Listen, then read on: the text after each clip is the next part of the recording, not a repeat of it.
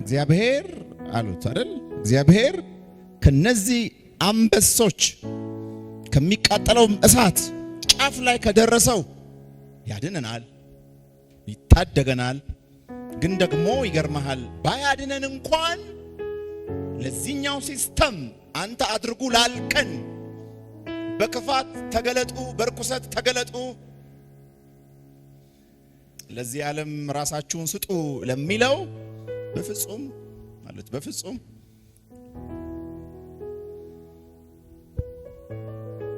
በዘመን መጨረሻም አሁን ባለንበትም ጊዜ በፐርሰናል ላይፋችን አንዳንድ ድምጾች አሉ፣ አንዳንድ የሚያጋጥሙን ነገሮች አሉ። ለአምላክ የሚገባውን እውነተኛ ምስጋና እንዳናቀርብ፣ የዕለት ጸሎት ህብረታችንን እንዳናቀርብ፣ ጊዜ እንዳንሰጠው የሚያደርጉ ሐሳብ የሚበትኑ ነገሮች አሉ። የሰው ልጅ በየቀኑ በዚህ ይፈተናል። በየቀኑ ይሄ ለእናንተ አይነገርም። ለምሳሌ ማለዳ ከእንቅልፎቻችን ስንነቃ የመጀመሪያው መስዋዕት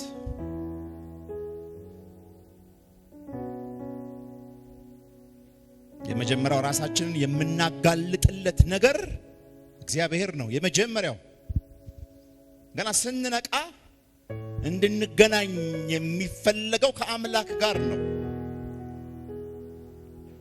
አዎ ይገባኛል። በዚህ በ21ኛው ክፍለ ዘመን ሰዎች በእንቅልፍ ልብም እያሉ ዳበስ አድርገው ስልክ ነው መዘው የሚያወጡት። መዘው ያወጣሉ። መታየት የሚገባውንም የማይገባውንም ያያሉ። ከዛ በዛው የትምህርትም ይሁን የሥራም ሰዓት ይሁን ይደርሳል። ብዙ ምድራዊ ነገሮች ይይዛሉ። ከዛ ህይወትን ለመግጠም ይወጣሉ። ብዙ ጊዜ ከምንጩ ጋር ሳይገናኙ ከእውነት ጋር ሳይገናኙ ስለሆነ የጨለማውን ዓለም ፌስ የሚያደርጉት በቀላሉ ይፍረከረካሉ በቀላሉ። እንዳታውቁ እንዳትስቱ። እንደ ሳምሶን ኃይላችን፣ ጥበባችን፣ ሞገሳችን፣ ብርታታችን፣ ቅድስናችን የት እንዳለ ማስተዋል አለብን። ይሄ በጣም ወሳኝ ሐሳብ ነው። የቅዱሳን ኃይል እግዚአብሔር ነው። የቅዱሳን ኃይል እግዚአብሔር ነው። የአገልጋይ ኃይል እግዚአብሔር ነው። ኃይሉ፣ ቅድስናው፣ ሞገሱ፣ ጥበቡ፣ ማስተዋሉ፣ እርጋታው፣ ዕውቀቱ፣ አይኑ ከሆነው ከአምላክ ጋር ያለው ህብረት ከቀነሰና ከደበዘዘ ልክ እንደ ሳምሶን ኃይል ያለው መስሎት እንደ ቀድሞ ለማድረግ ሲሞክር ይለናል፣ አልቻለም።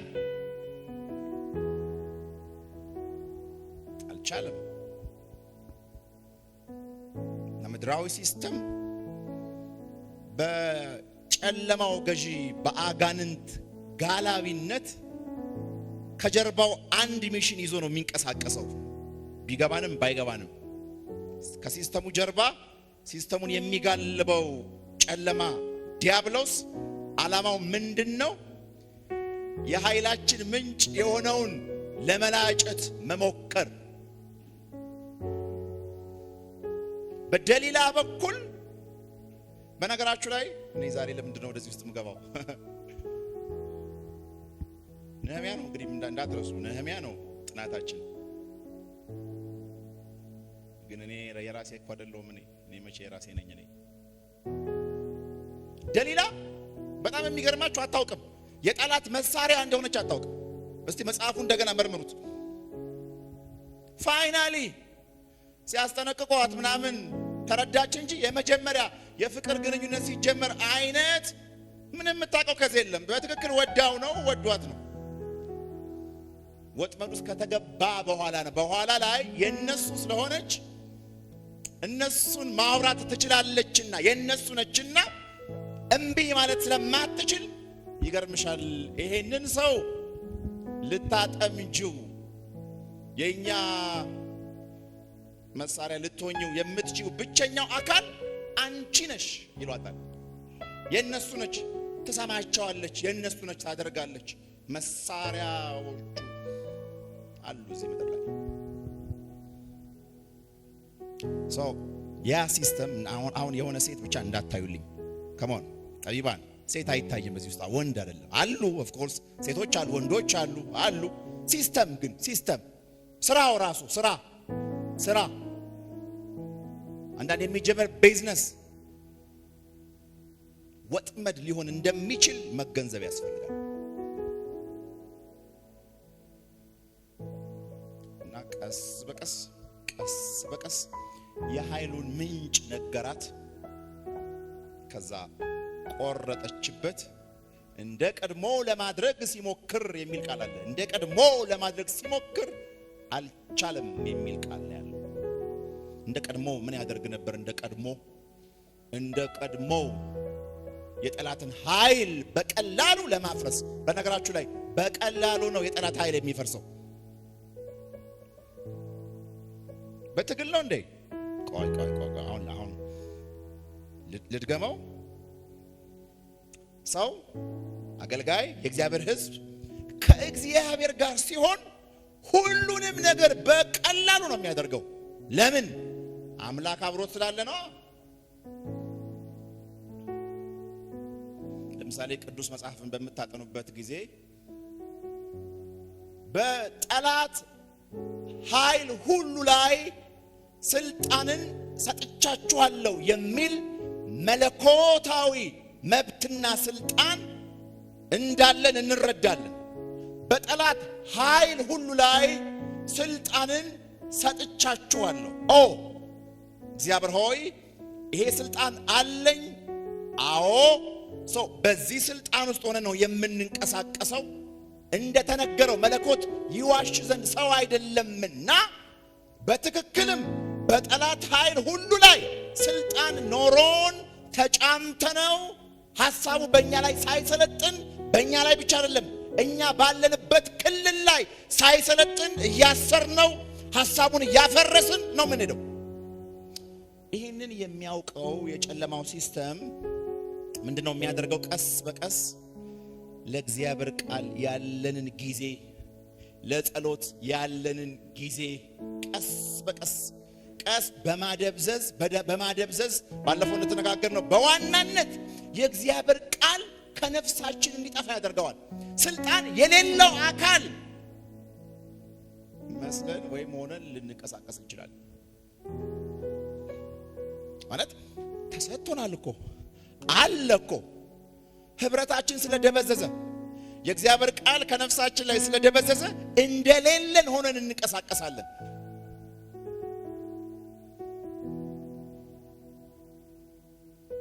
ለሳምሶን ነገሮች በጣም ቀላል ነበሩ። ይገርማችሁ፣ የከተማ ቅጥር ይለዋል።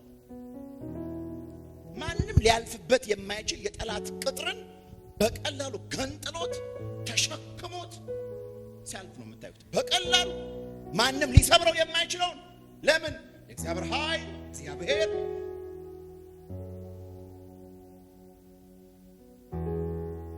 ሳምሶን 2000 3000 4000 መጡብህ። ብዙ ቦዘር አይሆንም እሱ። በእግዚአብሔር ኃይል አንዱ 1000 እንደሚለው የእግዚአብሔር ቃል ከእናንተ መካከል 1000 ይውጣል፣ ያሸንፋል፣ ይበልጣል እንደሚል እንደ ቃሉ ነው የሚኖረው። እንደ ቃሉ ሲመጡ ሲበትናቸው፣ ፊዚካሊም ነው የሚበትናቸው፣ ሐሳብም ጭምር ነው የሚበትነው። ሐሳብም ጭምር። አንዳንድ ቀናት ላይ ከጨለማው ዓለም የሚመጡ ብዙ የርኩሰት ሐሳቦች አሉ፣ ብዙ ናቸው። ሳምሶን ከእግዚአብሔር ጋር አይዋጥም።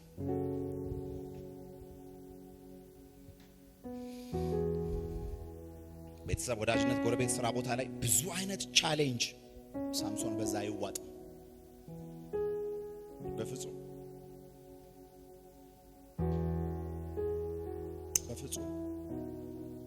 ቀስ በቀስ ጸጉሩን ካስላጨ በኋላ ግን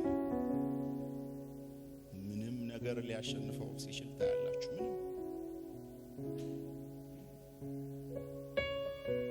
ምንም ነገር ስለዚህ ሲስተም አሁን ያለው ሲስተም ከጀርባው ዓላማው አንድ ነው። ከመለኮት ጋር ያለንን ህብረት ማደብዘዝ ያለ መለኮት ኃይል፣ ያለ መለኮት ዕውቀት፣ ያለ መለኮት መረዳት እንድንወጣ ማድረግ፣ ያለ መለኮት እንድናስብ ማድረግ ምንም እንደማናመጣ ያውቃል። ያ ጃይንት ማን ኦፍ ጋድ ለእስራኤል ብርሃን። ባይ ዘ ወይ ሳምሶን ከዚህ በፊት አስተምር፣ ሳምሶን የቃሉ ትርጉም ብርሃን ማለት ነው። እናንተ የዚህ ምድር ብርሃን ናችሁ እንደሚለው ሳምሶን ብርሃን ለእስራኤል ብርሃን ነው። ላለበት ቦታ ብርሃን ነው ሳምሶን። ከየት ያምጣው ብርሃኑ? ከዛ በኋላ ከየት ያምጣው? ለራሱም እንኳን መሆን አቅቶት በጠላት አገዛዝ ስር ወድቆ ካኑ ኢማጂን ለከተማ ብርሃን የሆነ አካል ለራሱ እንኳን መሆን ሲያቅተው ታያላችሁ። ብርሃን ለብዙ ነው እኮ የሚሆነው። ባይ ኔቸር ይሄ ብርሃን ለዚህ ሁሉ ፑልፒት ነው። ባይ ኔቸር ሲፈጠር ለዚህ ሁሉ ነው።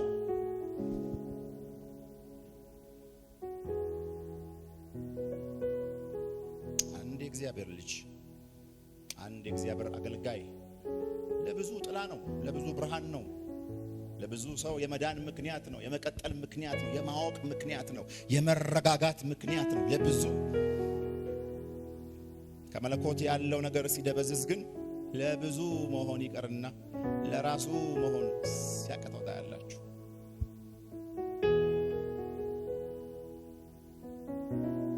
እንደ ቀድሞ መስሎት ሊያደርግ ሲሞክር ይላል። አቻል ለእናንተ አልነግራችሁም። ከዛ አሁንም ወደ ክብር መመለስ የራስን ፍቃደኝነት ስለሚጠይቅ ወደ ነህምያ እንመጣለን። አሁን ደግሞ ከየትኛውም የምድር ጥግ ውድቀት ውስጥ ብትሆኑ ወደ እኔ ብትመለሱ እኔ ከእናንተ ጋር አለው እንደሚል ሳምሶን ከብዙ ውድቀት በኋላ መለስ አለ። ጸጉሩም ደግሞ ማደግ ጀመረ ይላል። ስለ እግዚአብሔር ኔቸር በጣም ከምወደው ነገር አንደኛው ይሄ ነው። አልቋል፣ ከዚህ በኋላ መቀጠል አትችልም፣ ያንተ ጉዳይ የለም መለስ ባልከ ጊዜ እንደገና ሊያቆምህ የታመነ አምላክ ነው። አሜን ናችሁ ወይ? እንደገና ያውም ስለ ሳምሶን ሲናገር ከባለፈው ዘመን ከባለፈው አገልግሎቱ በተሻለ በዘመኑ ፍጻሜ ያደረገው ነገር በለጠ ይለናል። ድገመው። ሳምሶን ብዙ እኮ ነው የሰራው፣ ብዙ አድርጓል። ከውድቀት በኋላ አንዳንድ ውድቀት ባይ ዘ ወይ ውደዱት። በጣም ይሄ የህይወት ውሃ በቃ እንዴ እኮ ከፈሰሰ ያለ ማቋረጥ ነው የሚፈሰው። አንዳንድ የህይወት ውድቀት ሌሰን ነው። ፕሊዝ ታላቅ ሆናችሁ እንድትወጡ ግብአት ነው የሚሆነው። ያውቃል ሰንፎ ከመለኮት ዞር ብሎ የመጣበትን ነገር ስለሚያውቅ አሁን ምን እንኳን መጸለይ እንዳለበት ተረዳ ይላል ሳምሶን። ጌታ ሆይ ያለው ምሰሶ ነው እንድታሰኝ የምትፈልገዋል። የጠላትን ዓለም እንዴት አድርጌ በመታው፣ የትኛውን ትምህርት ባስተምር ነው ስራው የሚፈርስበት? ምሰሶ ነው የምፈልገው። ምሰሶ በተመታ ጊዜ ጣራው በራሱ ሊቆም አይችልምና መላው ቤት ይፈርሳል አለ። አንዳንድ አስተምህሮ በጨለማው ዓለም ላይ ስትነኩ ብዙ ነገር ነው የሚናድባቸው። አሎ ምሰሶ በተነካ ጊዜ በወደቀ ጊዜ ጣራው ምንም ሊያደርግ አይችልም። ቤት መሆኑ ይቀራል፣ ይፈርሳል። ጌታ ሆይ ያለ ምሰሶን አስይዘኛል። የሆነ ሰው ድንገት ቢሮዬ ሲመጣ ትምህርት ቤት ሳገኘው የትኛውን መለኮታዊ ሐሳብ እንደምነግረው እንደማስተምረው ልወቅ እያለ ነው።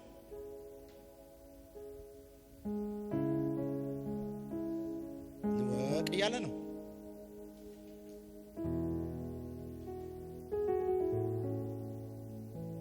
ሳምሶን በዘመኑ ትልልቅ ስራ ነው የሰራው። ግን ይላል በሞቱ በፍጻሜው ያደረገው ከባለፈው ዘመን የበለጠ ሆነ።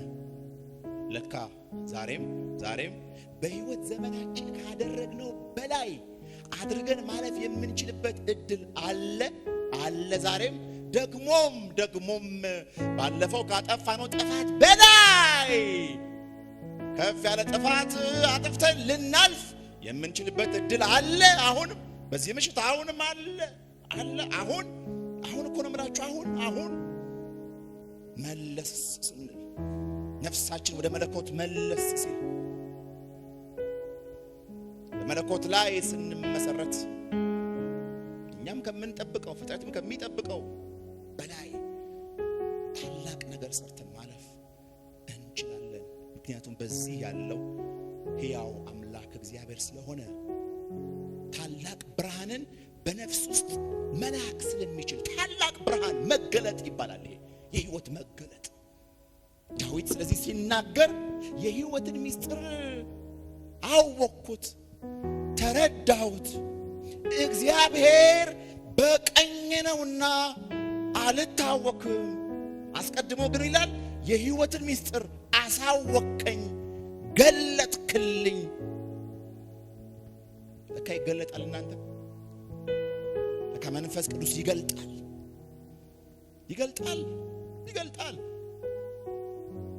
የመንፈስ ቅዱስ ባህሪ ነው። የብርሃን ባህሪ ነው። ብርሃን የሚደብቀው ነገር የለም፣ ይገልጣል። መልካሙን ነው የሚገልጠው፣ መልካም ያልሆነው ነው የሚገልጠው። ንጹህ ይገልጣል፣ ቆሻሻውን ይገልጣል። እዚህ ጋር ንጹህ ነው፣ እዚህ ጋር ቆሽሿል ይላል። ባህሪው ነው። የመንፈስ ቅዱስ ባህሪ ነው። ሄሎ እውነተኛው የእግዚአብሔር መንፈስ ድካምህንም ያሳያል፣ ብርታትህን ያሳያል፣ ምን ማድረግ እንዳለብህ ያሳያል። ሁል ጊዜ ነው። ለዛ ነው በመለኮት ዘንድ ሁል ጊዜ እድል አለ። ሁል ጊዜ ስለ ተሐድሶ እየተነጋገርን ነው። ስለ ለውጥ እያወራን ነው። ከመቼውም ጊዜ በላይ እያልን ነው። ጌታን ስንጠይቀው፣ አምላክን ስንጠይቀው ከግለሰብ ጀምሮ ቤተክርስቲያን፣ ሀገር፣ ዓለም በለውጥ ሂደት ላይ ነው ያለችው። የለውጥ ሲዝን ነው እና በዚህ የለውጥ ጊዜ የለውጡ አካል አለመሆን፣ ከለውጡ መሸሽና መራቅ እጅግ ዋጋ የሚያስከፍል ነገር ነው እያለ ነው እግዚአብሔር። ሲዝን መርምሩ አለ እግዚአብሔር። ለዩ ሲዝን። ጌታ ኢየሱስም ደመና ነገር ሲጠቆር ዝናብ ሊዘንብ ነው ትሉ የለም እንዴ እንዳለው ይመረመራል። ዘመን ይመረመራል። በለውጥ በተሐድሶ ጊዜ ከተሐድሶ ከለውጡ ጋር ተቀላቅሎ የለውጥ ምክንያት አለመሆን እያለ ነው እግዚአብሔር። ዋጋ ያስከፍላችኋል፣ እናንተንም በእናንተ ዙሪያ ያለውን ሰው ያስከፍላል እያለ ነው እግዚአብሔር። ሀገርን ዋጋ ያስከፍላል፣ ቤተ ክርስቲያንን ዋጋ ያስከፍላል።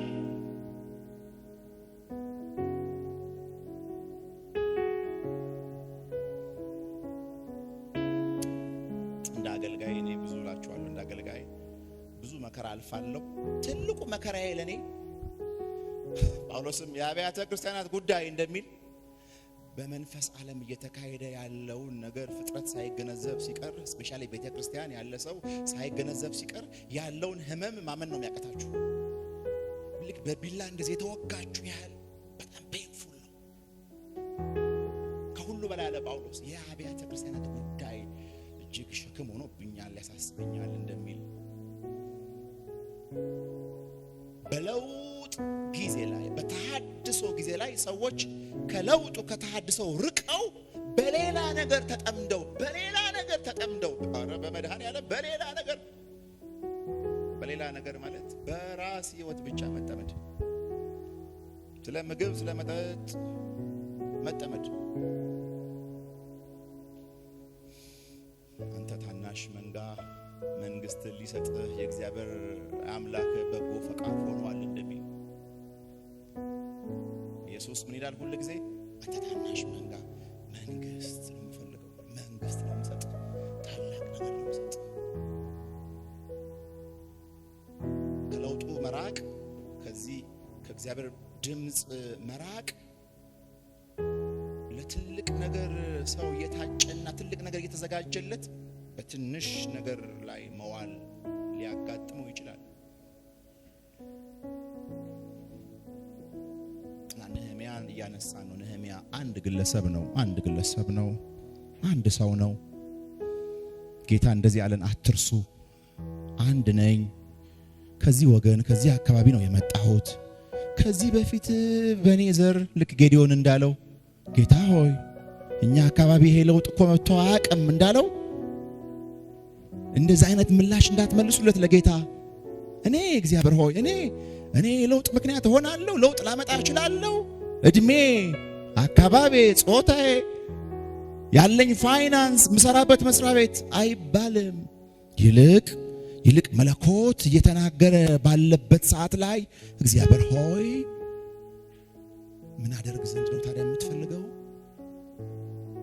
ራሴን እያየው ሁኔታውን እያየው ካንተ ሐሳብ እንዳልርቅ፣ ከመጠቀሚያነት እንዳርቅ፣ የክብር ሰው ከመሆን እንዳርቅ ምን አደርግ ዘንድ ነው የምትፈልገው? ጌታ ሆይ ይሄ ባለፈው የህይወት ኤክስፔሪየንስ ስሰማው ኧረ ተው አንተ የለውጥ ሰው ልትሆን አትችልም ነው የሚለኝ። ያደግኩበት አስተዳደግ ይለኛል። በእኔ ዕድሜ ያሉትን ወዳጆቼን ስመለከታቸው እነሱ ለውጥ እያመጡ ስላልሆነ ጌታ ሆይ አይመስለኝም፣ እኔ ለውጥ ላልመጣ አልችልም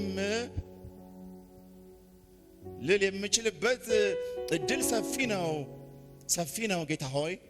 ነገር ግን ቃልህ በሚመጣ ጊዜ ከስጋና ከደም ጋር መማከር የለምና ይልቅ ራሴ ለአንተ እንዳቀርብ ምን አደርግ ዘንድ ነው የምትፈልገው የሚል መልስ ከኛ ይጠበቃል። መቃተት ከኛ ይጠበቃል። መገኘት ለቃሉና ለመንፈሱ ከኛ ይጠበቃል። ባሪያዬን ዳዊትን አገኘሁት ስለሚል ከመቀባት በፊት ወደ ሥራ ከመውጣት በፊት መገኘት የሚባል ነገር ይበልጣል። ይቀድማል። መገኘት ለመለኮት ሐሳብ መገኘት ይቀድማል። እንደምታውቁት የሚያገኛችሁ ሐሳብና እጅ ደግሞ የሚቀጥለውን ዘመን የመወሰን ኃይል አለው። የምትሰማው ድምፅ ፍጻሜን የመወሰን ኃይል አለው።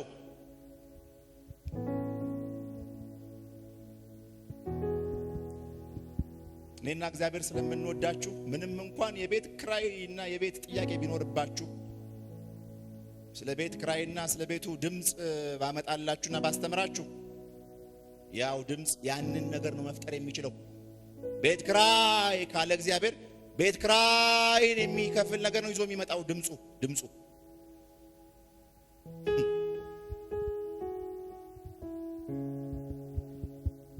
የምትሰሙት ድምፅ የህይወት እንቅስቃሴንና ፍጻሜን የመወሰን ኃይል አለው።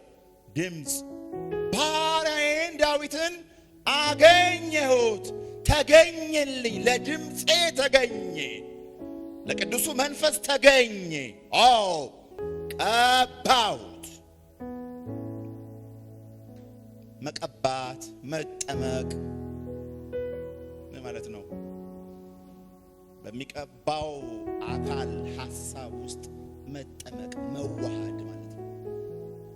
ለምሳሌ አንድ ስፖንጅ ውሃ ውስጥ ብትነክሩት ብታጠምቁት ሲወጣ ከውሃው ብዙ ውሃ ይዞ እንደሚወጣው አስቀድሞ ደረቅ ነው።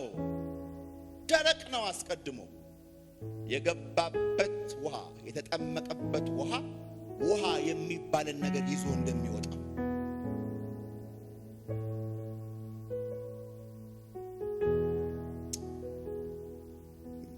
አስቀድሞ አቧራ ሊጠርግ ይችል ይሆናል ያ ደረቅ ስፖንጅ።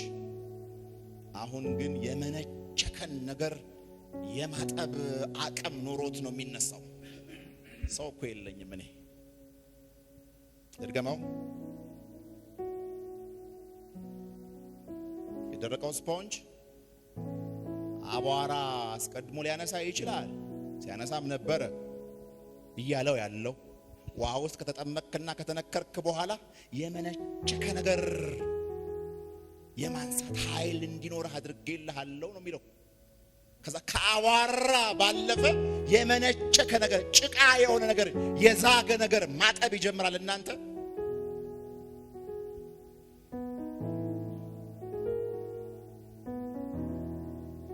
ብዙ የመነቸከ ላይ እንድታጥቡለት እግዚአብሔር ይፈልጋል። ኦ ጂሰስ ክራይስት። ልጀምር እንዴ እንደዛ ሰው የኮታው ልቄ ክብር ክብር ልበል እንዴ? እነሱ ነው የሚሻለው እንዴ? አረ የህይወት ቃል ስሙ። ደግመዋለሁ። ስፖንጁ ከተነከረ በኋላ ከተጠመቀ በኋላ አቅም ኖሮት ማንጻት የሚችል አቅም ኖሮት ነው የሚወጣው። አይገርማችሁ?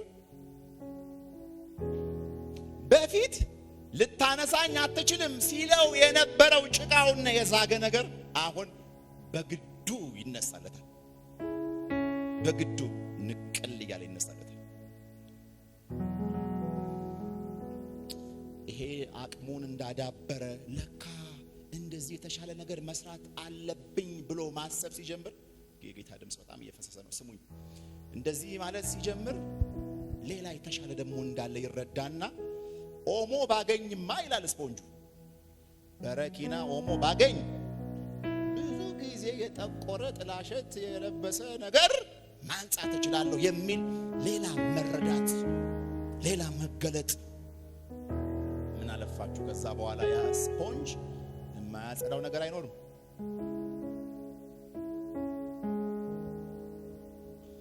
የገሊላ ሰዎች ዞር አሉና አዩአቸው። ደረቅ ስፖንጅ አልነበራችሁም እንዴ? አብረን ስንማር አብረን ስንሰራ ይህንን ጥበብ፣ ይህንን ማስተዋል፣ ይህንን መረዳት፣ ይህንን ኃይል፣ ይህንን የጠለቀ አስተሳሰብ ስለ እግዚአብሔር መንግስት ማውራት ከየት አመጡት ወደ ማለት ተጀመረ። መልሱ ደግሞ እንደዚህ ነው። ኢየሱስ። እስቲ ኢየሱስ በሉ እስቲ ኢየሱስ፣ ኢየሱስ።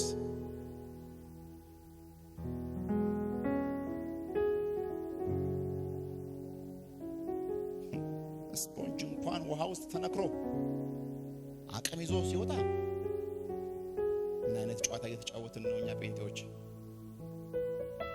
እዚህ እግዚአብሔር ከሌለ ምን እሰራለሁ? ምን እሰራለሁ? በእኔ ላይ እግዚአብሔር ኖሮ ካላወራችሁ ምን ትሰራላችሁ? እዚህ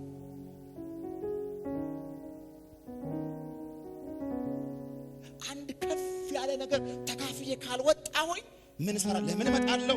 ለምን ሃይማኖት እቀይራለሁ? ለምን ጊዜ አባክናለሁ? ብዙ የሚሰራ ስራ የለም እንዴ? ጸሎት ስታደርጉ በግል ቤት ውስጥ፣ ስታነቡ በግል ቤት ውስጥ፣ ቸርች የተባለች ተቋም ውስጥ ስትመጡ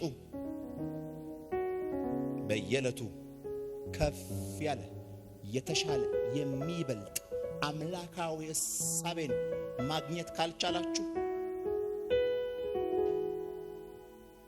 እግዚአብሔር በዛ የለም። ዝም ብሎ የተሾመ የሆነ ነገር ነው ያለው። የለም እግዚአብሔር፣ የለም እግዚአብሔር። ነፍሴን ሞግቷት ካልወጣሁማ እግዚአብሔር የለም። ነፍሴን ሞግቷት ተው አንተ ከኔ ልብ የወጣህ ነህ፣ በእኔ አምሳል የተፈጠርክ ነህ፣ ለብዙ ነገር እፈልግሃለሁ፣ መሳሪያዬ እሆናለሁ ብሎ ሞግቶኝ ካላስወጣኝ ትላንትናም ያው የዛሬ ዓመትም ያው ይሄንን አምላክን ያላመልክም ብያችኋል።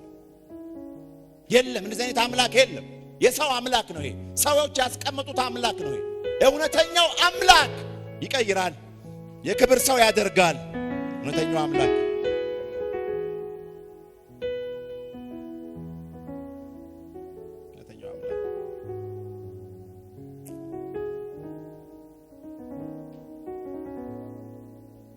መንፈስ ቅዱስ መሞላት።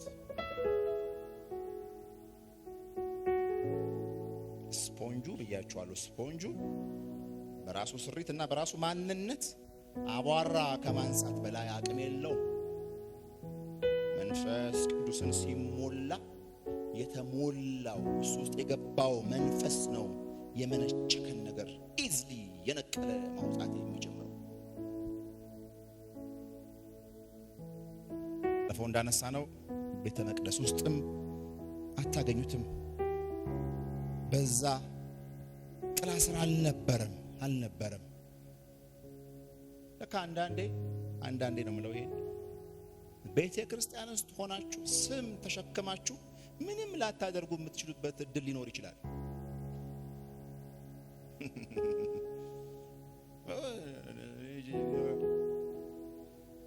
አንዳንዶች ደግሞ አሉ ብዙ ኢንቨስት አይደረግላቸው ብዙ አንድ ብርሃን ካገኛቸው አንድ መለኮታዊ ቃል ከተለቀቀ ግን የሚያስተናግዱበት መጠን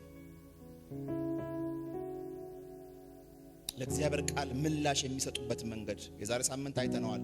መስታወት ፊት የምቆመው እኔ ውስጥ ያለውን የማይጠቅመውን ነገር ማስተካከል የሚጠቅመውን ነገር አሳይቶኝ በሚጠቅመው እንድቀጥል ነው ብያለሁ።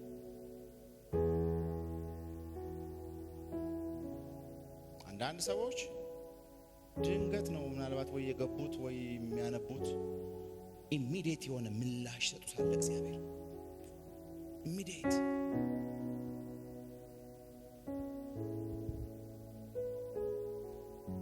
ነህምያ ብዙ ካህናት ኢየሩሳሌም ውስጥ እያሉ ብዙ ካህናት እግዚአብሔር ይገርማቸዋል። ካሁን ልክ ሲነጋ ለበለው በሰውኛ ቋንቋ እሱ ስለሚያወራ እኔም በሰውኛ ቋንቋ ላውራችሁ። ጠዋት ሲነጋ ላቭ ኦፍ ክራይስት ቸርች ሙሉ ወንጌል ቃለ ሕይወት ተሐድሶን የሚያመጣልኝ ሰው የለምን ይላል።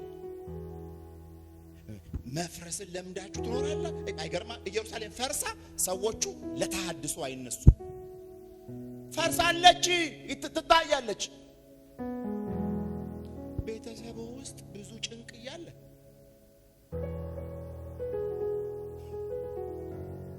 አቤት ድንዛዜ!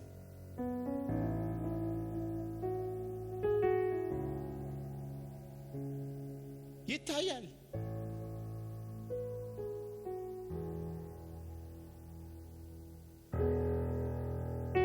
የሚዲያ ዘመን እኮ ነው እናንተ። ሚዲያ ቴሌቪዥን ሲከፈት ይታያል።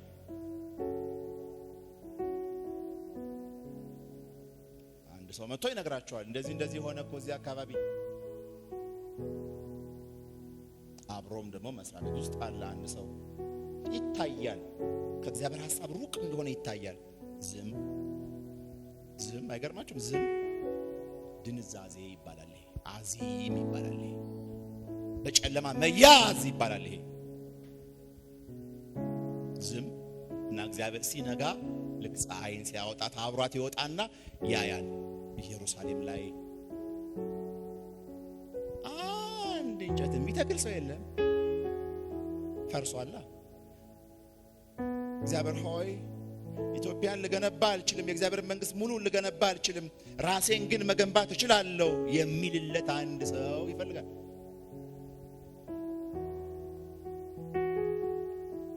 ቅብዶች አይደለንም። ዝም ብለን እንደዚህ በኢትዮጵያው ላይ እንደዚህ አደርጋለሁ። ጥሩ ነው። ከራስህ ግን ጀምር።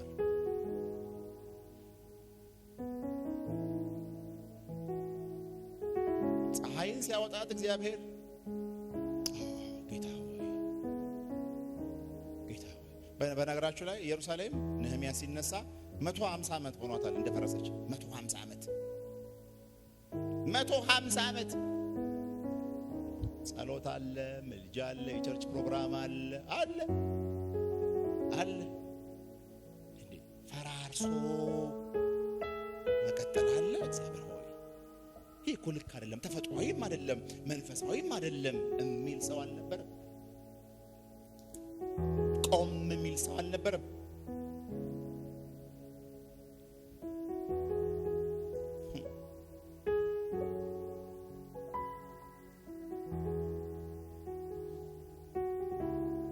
የጂኒ ከዳሚ አይደለንም እኛ።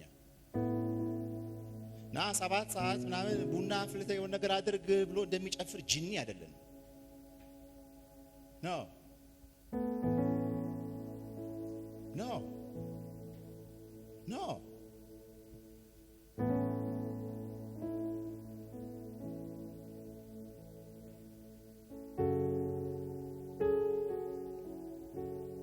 አንድ ቀን ነው የሚለው ነህምያ። አንድ ቀን አንድ ወዳጅ አንድ ዘመድ መጣና ስለ ኢየሩሳሌም መውደቅ፣ መፍረስ፣ መቃጠል ነገረኝ።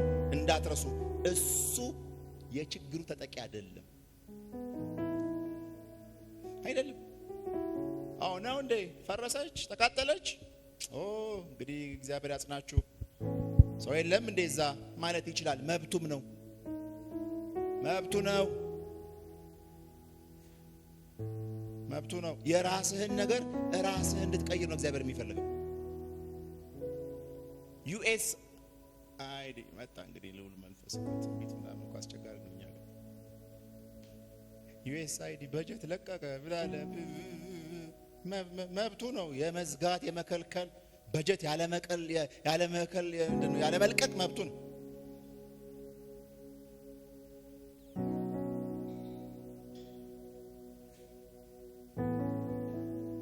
ግን እሱ ምን አለ?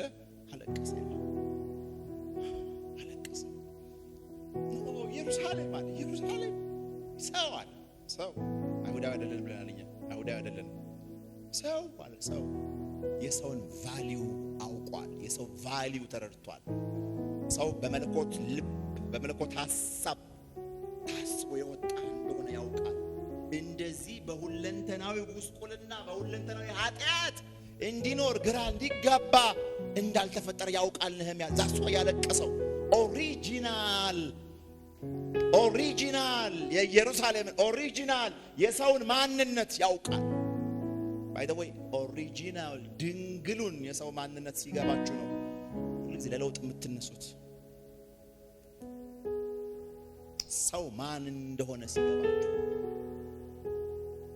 ሰው ማን ነው የሚለው ነገር ሲገባ የሚያደርገው ነገር በሙሉ ከልክ የወጣ ከልኬት የወጣ ከመለኪያ የወጣ ልክ ያልሆነ እንደሆነ ስለምታውቁ ሁሉ ጊዜ ለለውጥ ነው የምትንቀሳቀሱት እንጂ ይሄ ለአንተ የተገባህ ነው እንደዚህ ቀጥላ አትለው። ኢየሩሳሌም የእግዚአብሔር ከተማ ነች። ልትፈርስ አይገባትም። ልትቃጠል ልትወድቅ አይገባትም። መላገጫ ልትሆን አይገባትም። ይልቅ ሌላው ማህበረሰብ መጥቶ የሚጠለልባት ህይወት አለ እናንተ ጋር፣ አምላክ አለ እናንተ ጋር የሚባልላት ከተማ ነች። ያውቃል ነህምያ ይሄንን። ስለዚህ አለቀስኳል። ማልቀስ የነበረባቸው ግን ካህናቱ ህዝቡ ነበሩ በኢየሩሳሌም ውስጥ። ሳምታይምስ እንደዚህ ሊሆን ይችላል። አንዱ ስለ ሌላ ሰው ቤት ሊያስጨንቀው ይችላል። ሳምታይምስ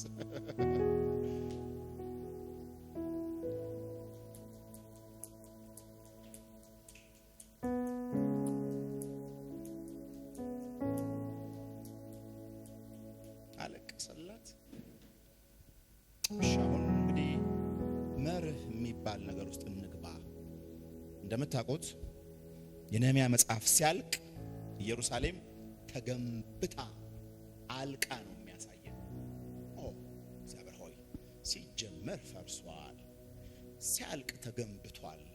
እንዴት ተገነባ መጠየቅ ያስፈልጋል። የሰው ህይወት አጠገባችሁ ያለው ሰው ህይወት እየተገነባ ስታዩ ጠይቁት። መርህ እንዴት አደረከው ይባላል። ሀገር ተቀይሮ ሲታይ ሌላ ሀገር ምን አደረጋችሁ እስቲ ስጡን ሌሰን ይባላል። ቅዱሳን መጽሐፍት ስናይ እነዚህ ሐዋርያ ነቢያቶች እንደዚህ አይነት ሰው ሊሆኑ እንዴት ቻሉ ይጠየቃል። መሪ ይጠየቃል። እንዴት አደረጋችሁት ይጠየቃል። አሁን አስቸጋሪ ያደረገው አሁን በኢትዮጵያ ቤተክርስቲያን እና በእኛ የግል ህይወት ግለትና ፍላጎት ብቻ ነው እንጂ ያለው መርህ የለም። አደርገዋለሁ ይሆናል ነው የሚለው ሰው። ዝም ብሎ ይሆናል ነው የሚለው። 5 ዓመት 7 ዓመት 10 ዓመት 15 ዓመት ምንም የሚያደርገው ነገር የለም። ይሆናል ነው የሚለው። በይሆናል ቤት አይገነባም። ሀገር ቤተክርስቲያን አይገነባም በይሆናል። እንዴት ይሆናል?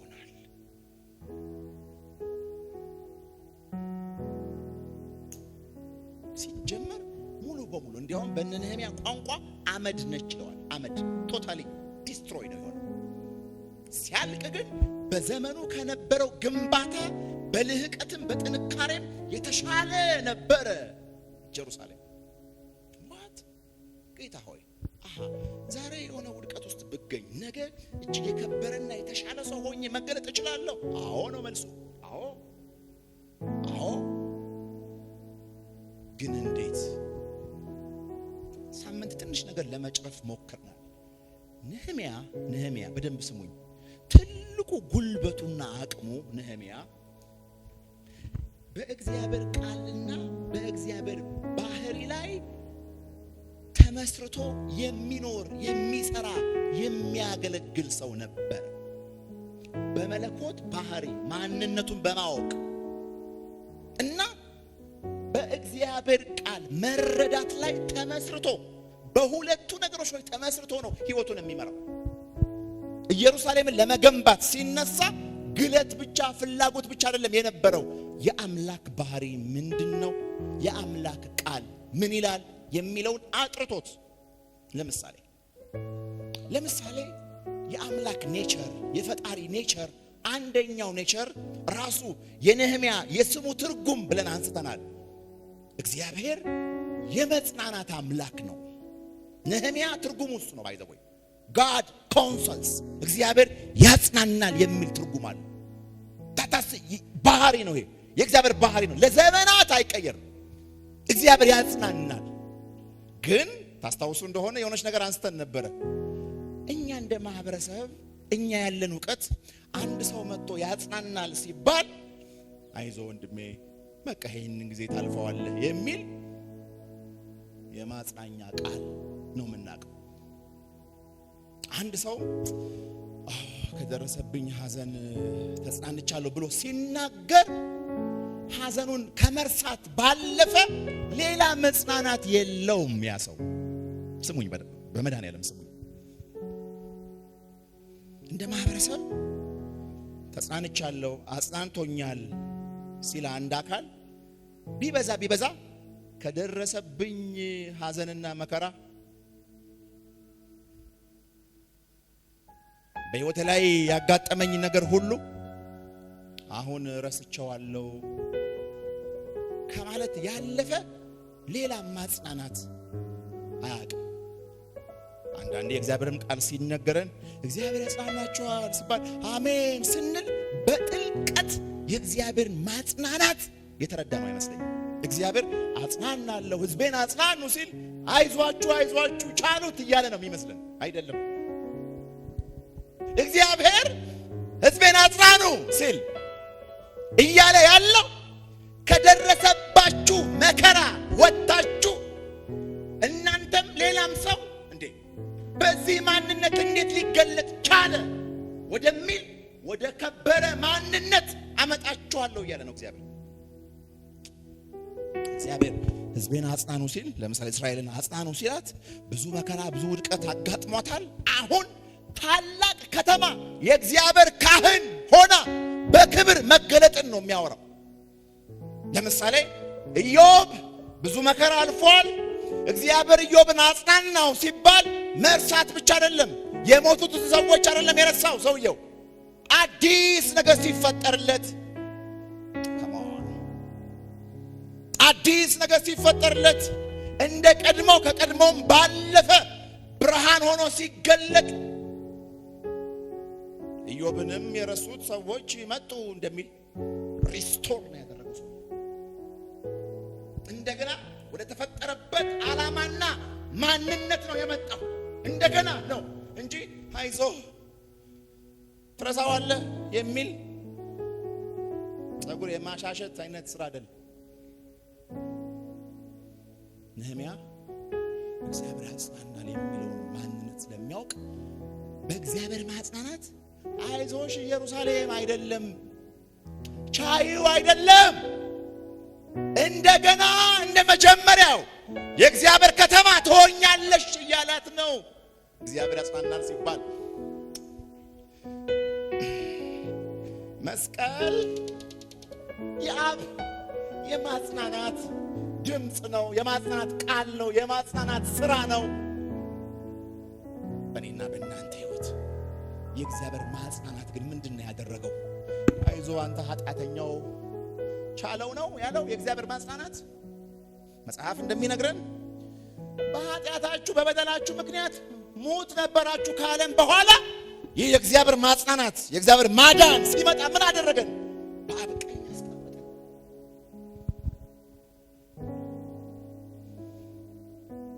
አይዟችሁ እናንተ ኃጢአተኞች አይዟችሁ ቻሉት አይደለም ያለን።